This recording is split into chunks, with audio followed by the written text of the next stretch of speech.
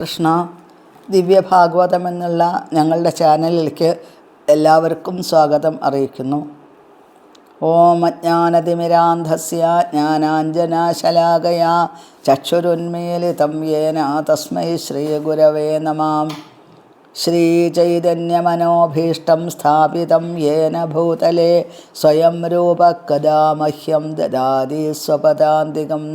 വന്ദേഹം ശ്രീഗുരോः ശ്രീയുതപദകമലം ശ്രീഗുരൂन् വൈഷ്ണവാംശ്ച ശ്രീരൂപം സാഗ്രജാതം സഹഗണരഘുനാഥാന്വിതം തം സജീവം സാദ്വൈതം സാവധൂതം പരിജനസഹിതം കൃഷ്ണചൈതന്യദേവം ശ്രീരാധാകൃഷ്ണപാദാൻ സഹഗണലളിതാ ശ്രീവിശാഖാന്വിതാംശ്ച. ഹേ കൃഷ്ണ കരുണാസിന്ധോ ദീനബന്ധോ ജഗൽപദേ ഗോപേശ ഗോപികാകാന്ത രാധാകാന്ത നമോസ്തുതേ. തപ്തകാഞ്ചനഗൗരാംഗീം രാധേ വൃന്ദാവനേശ്വരി വൃഷഭാനുസുതേ ദേവി പ്രണമാമി ഹരിപ്രിയേ.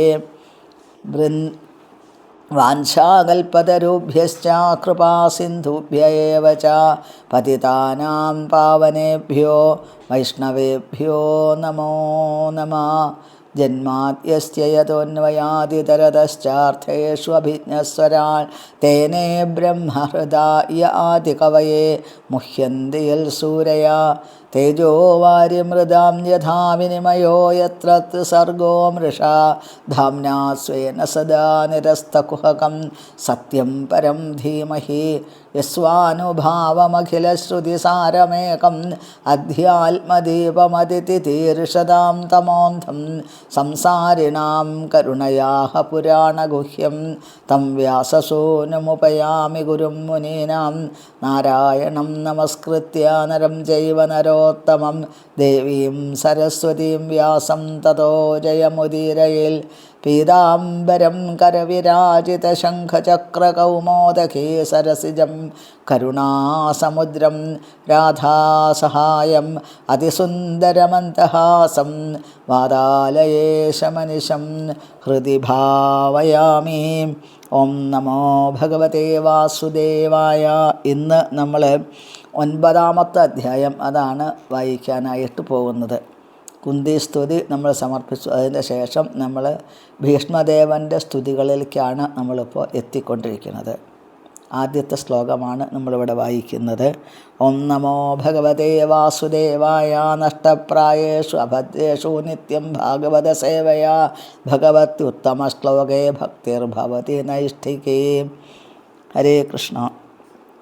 ശ്രീസൂത ഉവാചാം ഇതി ഭീതപ്രജാദ്രോഹാൽസം സർവധർമ്മവിവിത്സയാ തതോ വിനശനം പ്രാഗാദ് യത്ര ദേവവ്രതോപതൽ.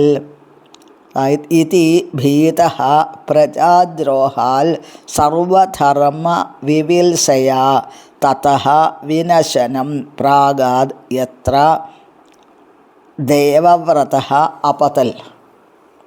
അതായത് ധർമ്മപുത്ര മഹാരാജാവിൻ്റെ യുധിഷ്ഠിര മഹാരാജാവിൻ്റെ മനസ്സിൻ്റെ സംഘർഷാവസ്ഥ നമ്മൾക്ക് അതിനെക്കുറിച്ചിട്ട് പറഞ്ഞു കഴിഞ്ഞ അധ്യായത്തിൽ. തനിക്ക് നരകത്തിൽ നിന്ന് മോചനമുണ്ടാവില്ല ഒരിക്കലും, അത്രയും മഹാപാപം താൻ ചെയ്തു എന്നുള്ള ആ ഒരു തോന്നൽ, ആ ഒരു ധാരണയായിരുന്നു യുധിഷ്ഠിര മഹാരാജാവിന്. അപ്പോൾ അതിൽ നിന്നൊരു മോചനം കൊടുക്കാൻ വേണ്ടിയിട്ട് ആണ് ഇവിടെ ഭഗവാന്റെ ഇച്ഛയ്ക്കനുസരിച്ച് യുധിഷ്ഠിര മഹാരാജാവും പാണ്ഡവന്മാരും എല്ലാവരും മറ്റുള്ള 4 പേരും ഒന്നിച്ചു ചേർന്ന് ഭഗവാനോട് കൂടിയിട്ട് രഥത്തിലേറിയിട്ട് ഭീഷ്മർ ശരശയ്യയിൽ കിടക്കുന്ന സ്ഥലത്ത് എത്തിച്ചേരുന്നത്. അതാണ്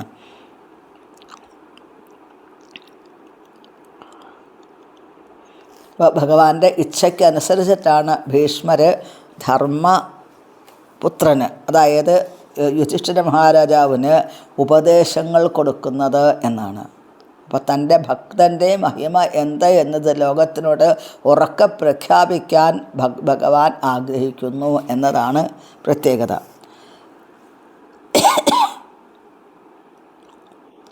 രണ്ടാമത്തെ ശ്ലോകം.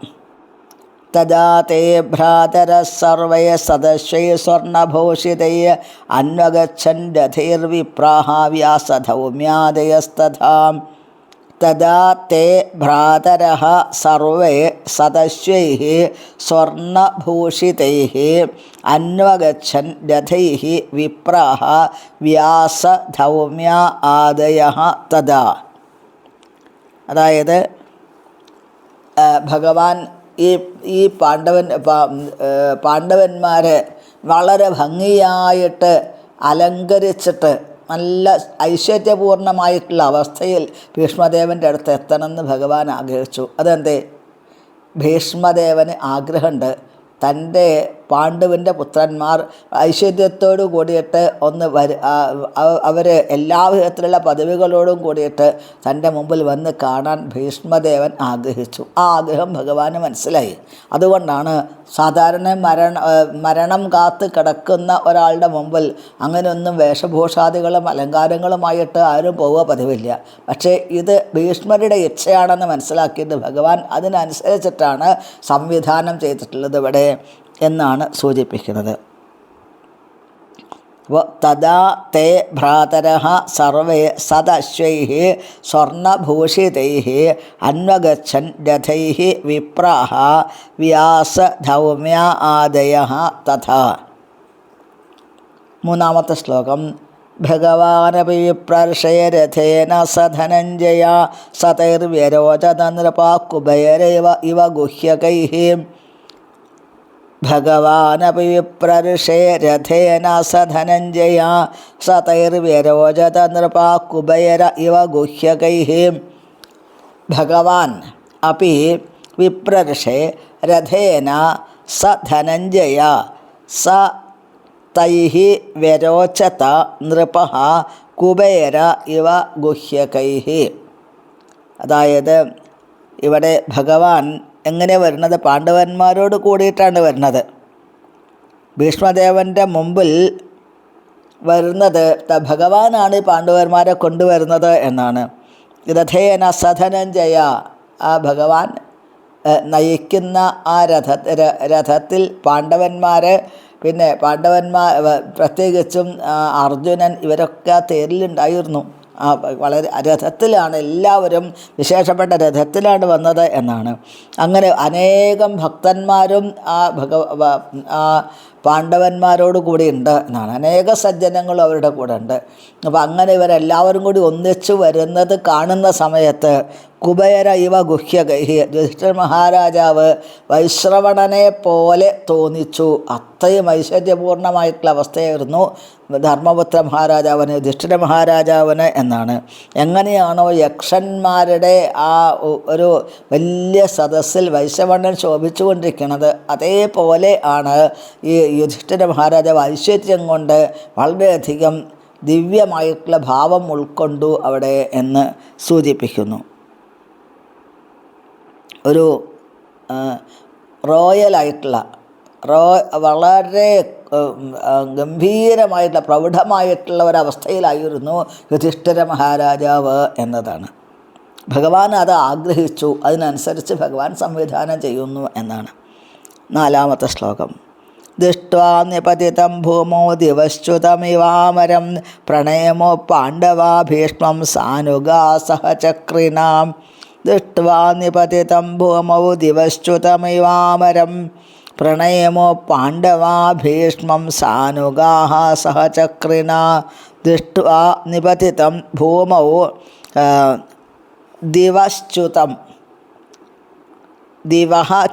ദിവശ്ച്യുതം ഇവ അമരം പ്രണയമോ പാണ്ഡവാഃ ഭീഷ്മം സാനുഗാഃ സഹചക്രിണാ. ദൃഷ്ട്വാ നിപതിതം ഭൂമൗ ദിവശ്ച്യുതം ഇവ അമരം പ്രണയമോ പാണ്ഡവാഃ ഭീഷ്മം സാനുഗാഃ സഹചക്രിണാ. ഭീഷ്മദേവൻ ശരശയ്യയിൽ കിടക്കുന്നത് കാണുന്ന സമയത്ത് എന്നാണ്. എങ്ങനെയാണ് ഭീഷ്മദേവൻ ശരശയ്യയിൽ കിടക്കുന്നത്? ദേവൻ ഈ ഭൂമിയിലേക്ക് വന്ന് വീണ പോലെ എന്നാണ്. ദേവന്മാർ സാധാരണ ഭൂമി സ്പർശിക്കാറില്ല. അതേപോലെ ആണ് ഭീഷ്മർ ആ ശരശയ്യയിൽ കിടക്കുന്നത്, ശരത്തിൻ്റെ മുള കിടക്കുന്നത്, അത് ഭൂമി സ്പർശിക്കുന്നില്ല എന്നാണ്. അങ്ങനെ ആ ഒരു ശരശയ്യയിൽ കിടക്കുന്ന സമയത്തും എന്നാൽ അമരം, ദേവന്മാരെ പോലെയുള്ള ദിവ്യമായിട്ടുള്ള സൗന്ദര്യം ഉണ്ടായിരുന്നു, വളരെ ശാന്തമായിട്ടുള്ള ഭാവമായിരുന്നു ഭീഷ്മദേവന് എന്നാണ്. താൻ ശരശയ്യയില കിടക്കുന്നത് എന്നുള്ള വേദനകളൊന്നും ഭീഷ്മർ അറിയുന്നില്ല. കാരണം ഹൃദയം മുഴുവൻ ഭഗവാന്റെ ദിവ്യമായിട്ടുള്ള രൂപമായിരുന്നു, ഭഗവാന്റെ ചിന്തകളായിരുന്നു എന്നുള്ളത് കൊണ്ട്. അപ്പോൾ അങ്ങനെയുള്ള ആ ഭീഷ്മദേവനെ ഭഗവാൻ ആദ്യം നമസ്കരിച്ചു. ഭഗവാന്റെ പിന്നാലെ വന്നിട്ടുള്ള പാണ്ഡവന്മാരെല്ലാവരും ആ ഭീഷ്മദേവൻ്റെ പാദത്തിൽ നമസ്കരിച്ചു എന്നാണ്.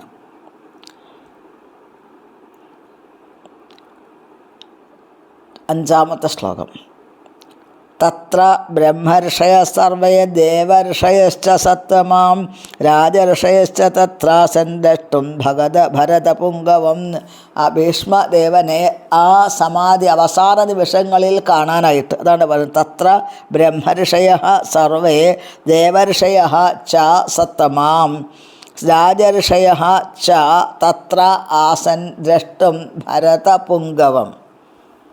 അതായത് അവിടെ ഈ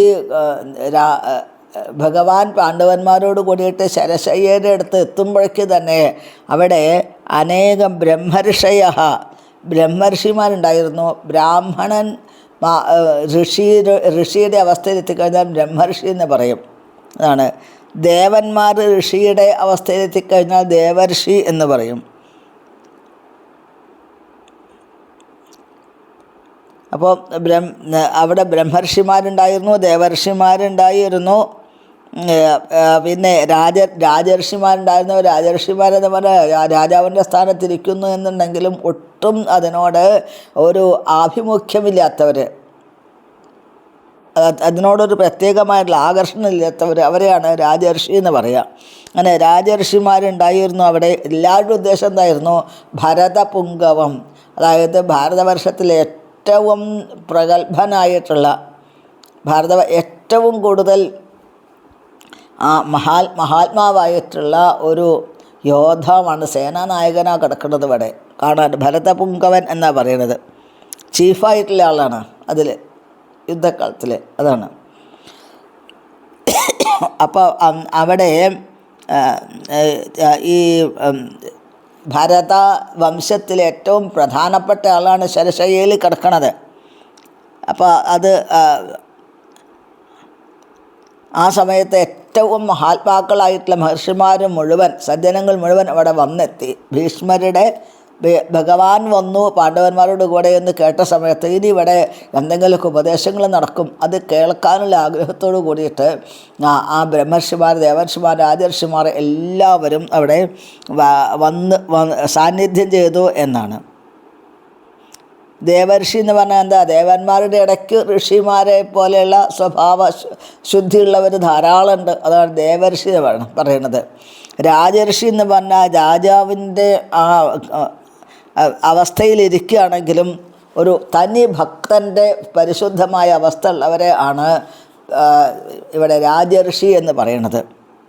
അതാണ് രാജർഷിമാർ, പിന്നെ ബ്രഹ്മർഷിമാർ, ദേവർഷിമാർ, ഇവരെല്ലാവരും ആ സദസ്സിലുണ്ടായിരുന്നു എന്നാണ്. ആരൊക്കെയാണത് എന്നാണ് ഇവിടെ സൂചിപ്പിക്കുന്നത്. പർവ്വതോ നാരദോ ഭീഷ്മോ ഭഗവാൻ ബാദരായണ ബൃഹദശ്ചോ ഭരദ്വാജ സശിഷ്യോ രേണുകാസുതാം വസിഷ്ഠ ഇന്ദ്രപ്രമദസ്ത്രിതോ ഗുൽസമദോസിത കക്ഷീവാൻ ഗൗതമോത്രിശ്ച കൗശികോധാ സുദർശനാം. ഏതൊക്കെ മഹർഷിമാരാണ് വന്നത് എന്നതിനെക്കുറിച്ചിട്ട് പറയുന്നു ഇവിടെ. ഏതൊക്കെയാണ്? പർവ്വത മഹർഷി, നാരദ മഹർഷി, ധൗമ്യ മഹർഷി, ഭഗവാൻ ബാദരായണൻ, വ്യാസദേവൻ, ബൃഹദശ്വൻ, ഭരദ്വാജൻ,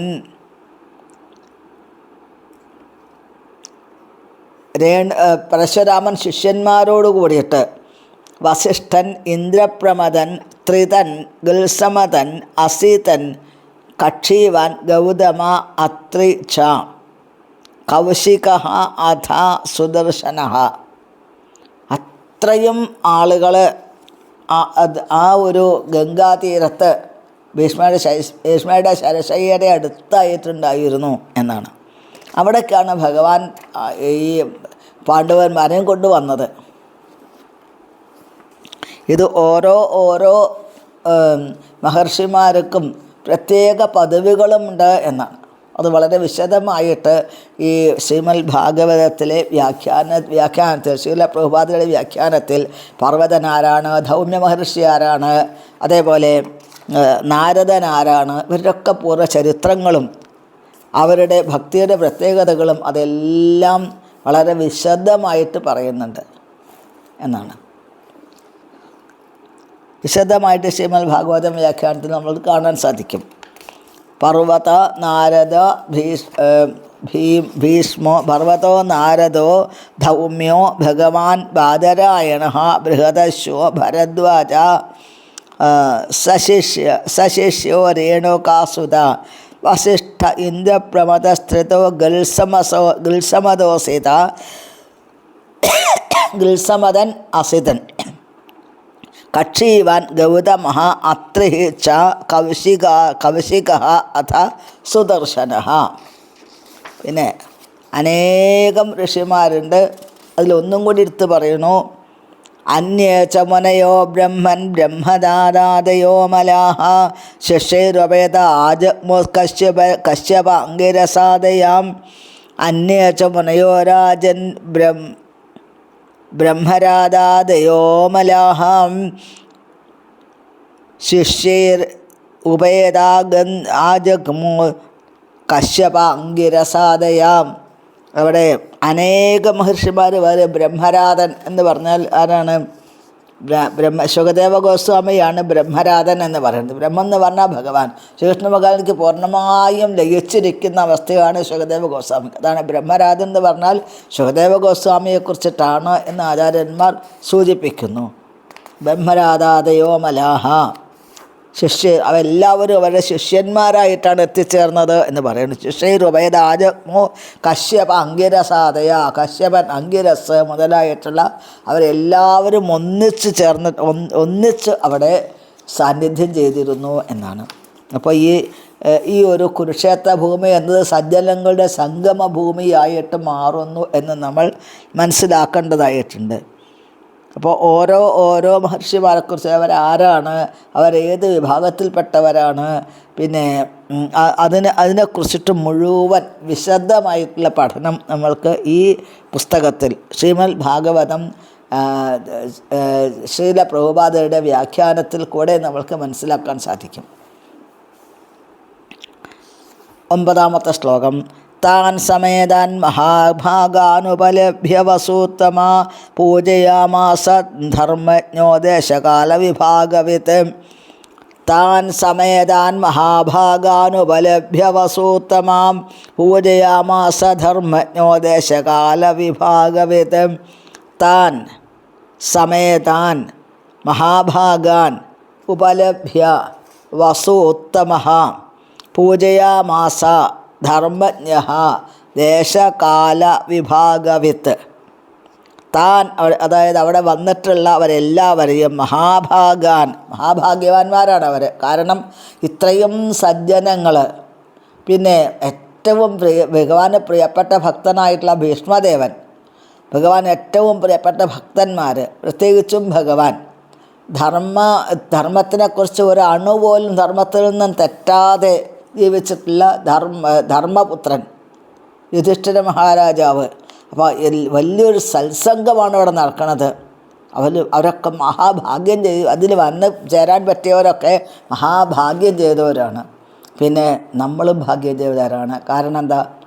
നമ്മൾക്ക് ഈ ശ്രീമദ് ഭാഗവതം ശ്രീല പ്രഭുപാദരുടെ ഇത്രയും വിശേഷപ്പെട്ട വ്യാഖ്യാനം ഒന്ന് നോക്കാനും അതിനെക്കുറിച്ചിട്ട് ചിന്തിക്കാനും പഠിക്കാനും സാധിക്കുന്നുണ്ടല്ലോ, ശ്രമിക്കുന്നുണ്ടല്ലോ നമ്മൾ. അപ്പോൾ എങ്ങനെയാണ് യശോദാദേവി 2 കയറ് ഒരു കയറ് വെച്ചുകൂട്ടി 2 കയറ് വെച്ചുകൂട്ടി എന്നിട്ടും യശോദാദേവിക്ക് ഭഗവാനെ കെട്ടാൻ സാധിക്കില്ല. യശോദ പരിശ്രമം ഉപേക്ഷിച്ചില്ല, വീണ്ടും വീണ്ടും കയറുകൾ ഏച്ചുകൂട്ടി എന്നാണ്. അങ്ങനെ ഏച്ചുകൂട്ടി ക്ഷീണിച്ച സമയത്ത് കൃപയാശിൽസ്വബന്ധനെ ഭഗവാൻ ആദ്യം കെട്ടിയ കയറുകൊണ്ട് തന്നെ കെട്ടാൻ അനുവദിച്ചു. ഇതേപോലെ നമ്മൾ മുന്നോട്ട് പോകുന്നു എന്നുണ്ടെങ്കിൽ, വളരെ ശ്രദ്ധയോടുകൂടെ ഭക്തിയോടുകൂടെ മുന്നോട്ട് പോകുന്നു എന്നുണ്ടെങ്കിൽ തീർച്ചയായിട്ടും നമ്മൾക്കും അതിൻ്റെ അനുഭവങ്ങൾ, അതിൻ്റെ ഒരു ലാഭം, അതിൻ്റെ ഒരു ഗുണം ഭഗവാൻ നമ്മൾക്ക് തരാതിരിക്കില്ല എന്നാണ്. അപ്പോൾ അവരെല്ലാം ദേശകാല വിഭാഗവിൽ എന്നാണ് താൻ സമയത്താൻ മഹാഭാഗവർക്ക് മഹാഭാഗ്യം ചെയ്തവരാണ് ആര്? ഭഗവാനോട് കൂടെ ഉള്ളവർ, ഭഗവാനെ കാണാനായിട്ട് വന്നവർ, പിന്നെ ഈ ശരശയിൽ കിടക്കുന്ന ഭീഷ്മർ എല്ലാവരും ഭാഗ്യം ചെയ്തവരാണ്. അതേപോലെ നമ്മളും ഈ ശ്രീമദ് ഭാഗവതം അതിനെക്കുറിച്ച് പറയാനും കേൾക്കാനും ചിന്തിക്കാനും സാധിക്കുക നമ്മളൊക്കെ വളരെ ഭാഗ്യം ചെയ്തവരാണ് എന്നാണ്. പണ്ട് കാലത്ത് ഇത്രയും സൗകര്യങ്ങൾ ഉണ്ടായിരുന്നില്ല ഇത് പഠിക്കാനും അറിയാനുമായിട്ട്. ഇപ്പം നമ്മൾ ശാസ്ത്രീയമായിട്ടുള്ള എല്ലാ വിധത്തിലുള്ള സൗകര്യങ്ങളും ഭഗവത് സേവയിലേക്ക് നമ്മൾ തിരിച്ചു വിടുകയാണ്. എല്ലാം കൃഷ്ണസംബന്ധമായിട്ട് നമ്മളെ തിരിച്ചു വിടുകയാണ്. അപ്പോൾ അതുകൊണ്ട് നമ്മൾക്ക് നല്ലത് മാത്രമേ വരട്ടുള്ളൂ. ഇത് ഉപയോഗിക്കാം, വേണ്ട വിധത്തിൽ ഉപയോഗിക്കാൻ സാധിക്കുന്ന സൗകര്യങ്ങൾ അതാണ്.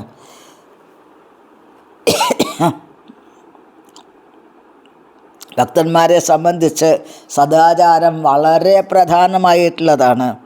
അപ്പോൾ ഭീഷ്മർ വളരെ ആ സദാചാരങ്ങളെക്കുറിച്ചിട്ട് ഉപദേശിക്കാനാണ്, സദാചാര നിഷ്ഠയെക്കുറിച്ചിട്ട് ധർമ്മത്തിനെക്കുറിച്ച് ഭീഷ്മർ ഉപദേശിക്കണമെന്നാണ് ഭഗവാന്റെ നിശ്ചയം എന്നാണ്. അപ്പോൾ ദേശകാല വിഭാഗവിൽ ഓരോ ദേശത്തിനും കാലത്തിനും അവസ്ഥയ്ക്കും അനുസരിച്ച് വേണം ആ ആത്മീയമായിട്ടുള്ള കാര്യങ്ങൾ ഉൾക്കൊള്ളാനായിട്ട് എന്നാണ്. അപ്പം നമ്മൾ ഇവിടെ ഭഗവാനെ സേവിക്കുമ്പോഴല്ല, കുറച്ച് വ്യത്യാസങ്ങൾ വരും മറ്റുള്ള രാജ്യങ്ങളിൽ പോകുമ്പോൾ. പക്ഷേ ഇപ്പോൾ ശീല പ്രഭുപാദരുടെ എന്തെന്നില്ലാത്ത ആ ഒരു അനുഗ്രഹം കൊണ്ട്, അകൈതവമായിട്ടുള്ള ആ ഒരു അനുഗ്രഹം കൊണ്ടാണ് ഇന്ന് ലോകത്തിലെവിടെയും വൃന്ദാവനം സൃഷ്ടിക്കപ്പെടുന്നുണ്ട്, തുളസി വനം സൃഷ്ടിക്കപ്പെടുന്നുണ്ട് എന്നാണ്. അതേപോലെ തന്നെ ഭഗവാന്റെ നാമകീർത്തനങ്ങൾ ഇന്ന് ലോകം മുഴുവൻ ആ ഭഗവാന്റെ ആ മന്ത്രം, ദിവ്യമായിട്ടുള്ള മന്ത്രം ഹരേ കൃഷ്ണ കൃഷ്ണ കൃഷ്ണ ഹരേ ഹരേ, ഹരേ രാമ രാമ രാമ ഹരേ ഹരേ എന്നുള്ള ഈ മന്ത്രം എങ്ങും മുഴങ്ങിക്കൊണ്ടിരിക്കുന്നു. അപ്പം നമ്മളൊക്കെ ഈ കാലഘട്ടത്തിൽ ജീവിക്കാൻ സാധിച്ച നമ്മളൊക്കെ മഹാഭാഗ്യവാന്മാരാണ്. ദേശകാല വിഭാഗവിത്ത് എന്നാണ് പറയുന്നത് ഇവിടെ. അതായത്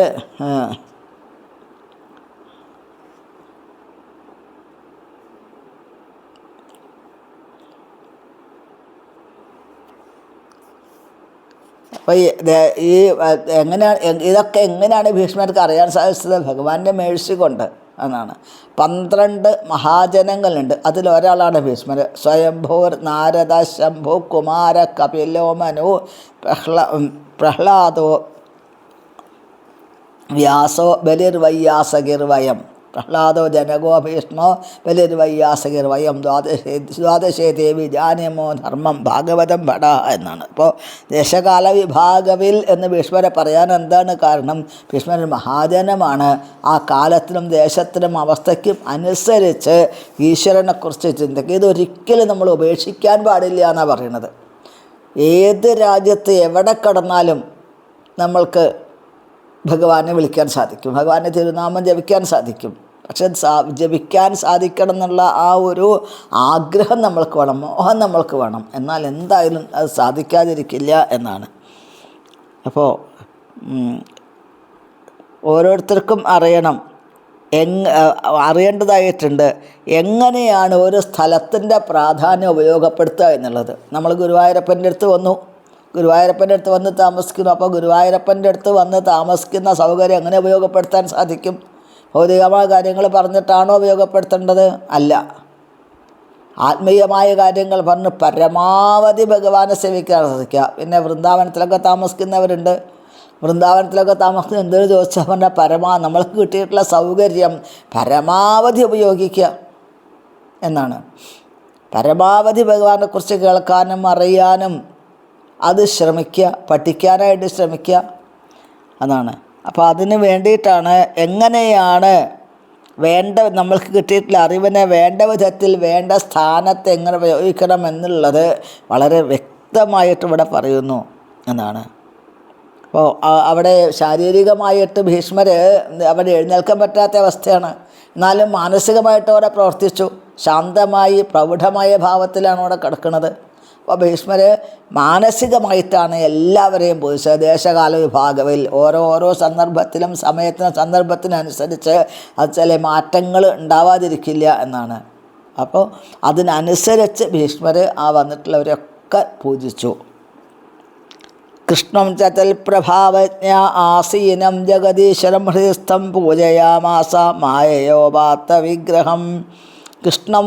കൃഷ്ണം തൽ പ്രഭാവഃ ച ആസീനം ജഗത് ഈശ്വരം ഹൃദയസ്ഥം പൂജയാമാസ മായയാ ഉപാത്ത വിഗ്രഹം.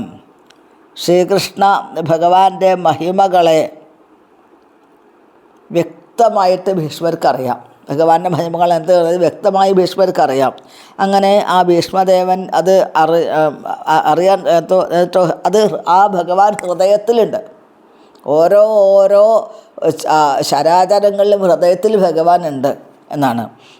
ഹൃദയസ്ഥോപ്യവിദുരസ്ഥ കർമ്മ വിക്ഷിപ്ത ചേതസാം എന്ന് ഭഗവത്ഗീതയിൽ പറയുന്നുണ്ട്. ഹൃദയത്തിലുണ്ടെങ്കിലും ഭഗവാൻ എത്രയോ അകലെയായിട്ട് തോന്നുന്നു അങ്ങനെയുള്ളവർക്ക് എന്നാണ്. ഹൃദയത്തിലുണ്ട് ഭഗവാൻ. പൂർണ്ണമായിട്ടും ആ ദിവ്യമായ ഭാവത്തോടുകൂടെ ഭഗവാൻ സാന്നിധ്യം ചെയ്യുന്നുണ്ട്. അതാണ് കൃഷ്ണം ചതൽ പ്രഭാവജ്ഞ ആസീനം ജഗദീശ്വരം ഹൃദയസ്ഥം പൂജയാമാസ മായയോപാത്ത വിഗ്രഹം. അപ്പോൾ ഭഗവാന്റെ മഹിമകൾ അറിഞ്ഞുകൊണ്ട് ഭീഷ്മരെ തൻ്റെ ഹൃദയത്തിലുള്ള ഭഗവാനെ അതേ രൂപത്തിൽ ആ ഭീഷ്മർ കണ്ടു, തൻ്റെ തൊട്ടടുത്ത് നിൽക്കുന്നതായിട്ട്. അപ്പോൾ ഭീഷ്മർ ഭഗവാനെ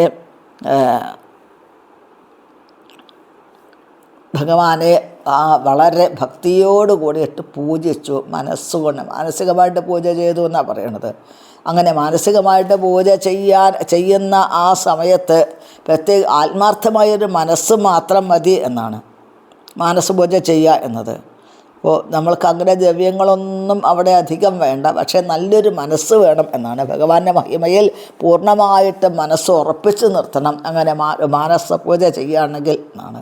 അവിടെ ബംഗാളിൽ ഒരു ഏറ്റവും മഹാഭക്തനായിട്ടുള്ള ഒരാളുണ്ടായിരുന്നു. അദ്ദേഹത്തിനാണ് ഭഗവാന് ഒന്നും കൊടുക്കാനില്ല. അപ്പോൾ അദ്ദേഹം ഇങ്ങനെ ആലോചിക്കുകയാണ്, ഭഗവാൻ എന്ത് കൊടുക്കും?